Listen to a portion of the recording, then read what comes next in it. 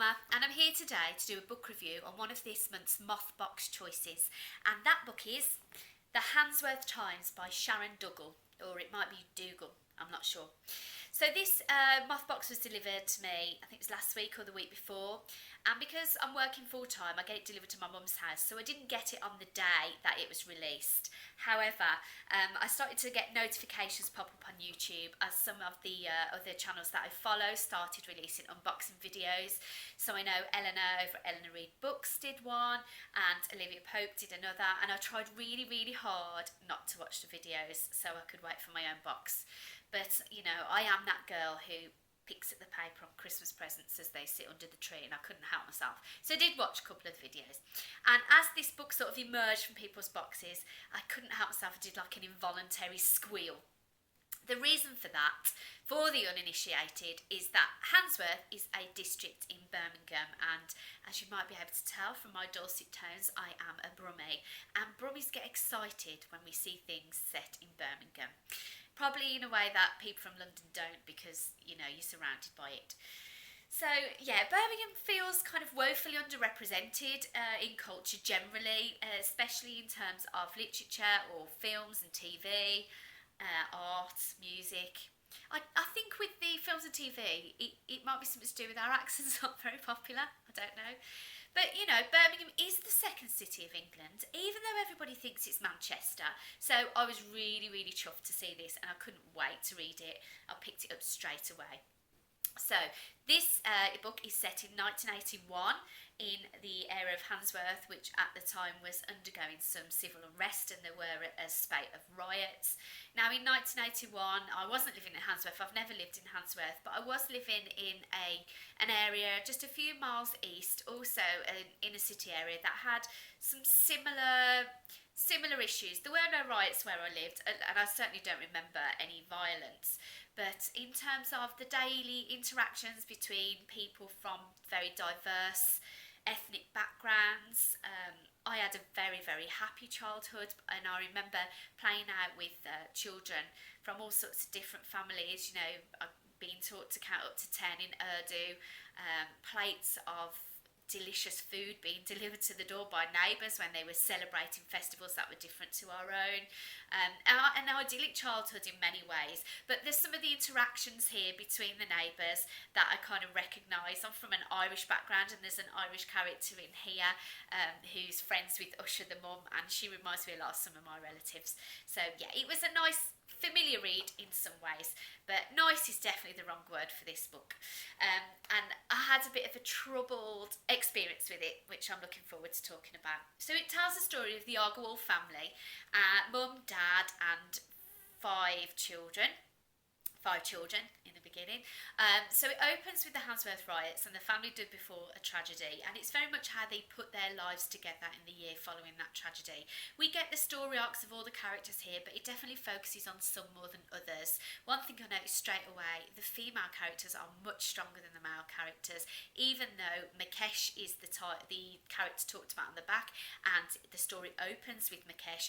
He's by no means the principal guy here. It's very much an ensemble piece, but he's not particularly sympathetically drawn in the way that the girls are in this book.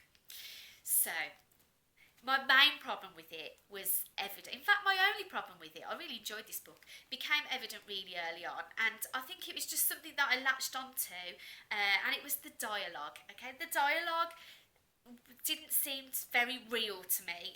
There's a bit early on, I think it's page 10, where the son says something like, yes, well, Dad will do that because he will always do that when he's had a drink. And I don't know, there was something in the way it was phrased that seemed a little bit fake to me. It was a bit too full of exposition, and it just didn't sort of jive with the rest of the story. Now, unfortunately, you know, when somebody tells you not to think of pink elephants, and that's all you can do. Well, as soon as I'd noticed that I didn't really like the way the dialogue was written, it was all I could see, and I think that is much more my problem than Duggal's, although I'd be interested to see what other readers thought. And I couldn't get past it. I felt like I couldn't get past it. The story here was good, the characters were good, but by page 70 I wasn't rushing to pick it up, and I was if I would have DNF'd it, I think, actually, but I have a lot of respect for the Mothbox project. I love Mercedes taste in books, and I decided to keep going, and I am so glad I did. I really, really enjoyed this book. Around page 70, it does start to turn around. So you've got Camilla, who's the older sister, who is exploring some issues of her own, and there's an incident she's involved in which was a kind of oh my god, must read more sort of incident.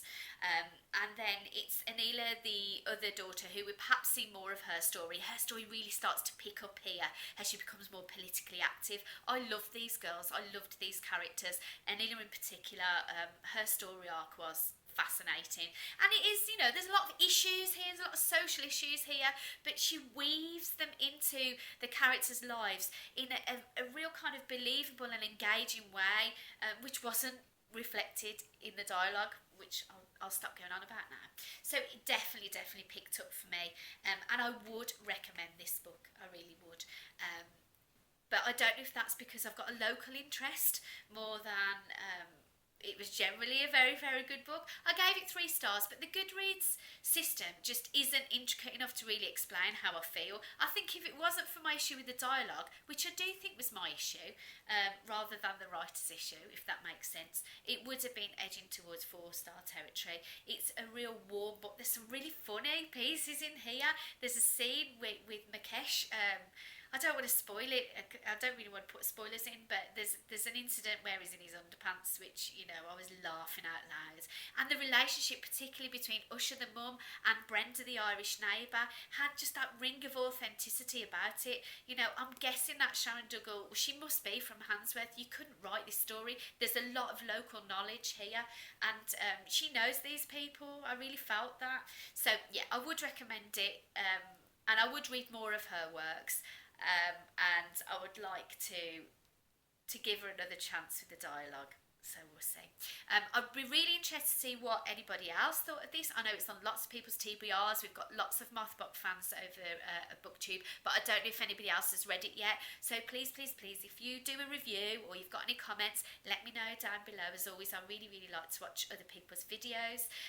Thank you so much for watching. I've noticed a few new subscribers recently. I got a shout out from Olivia Pope. Thank you very much.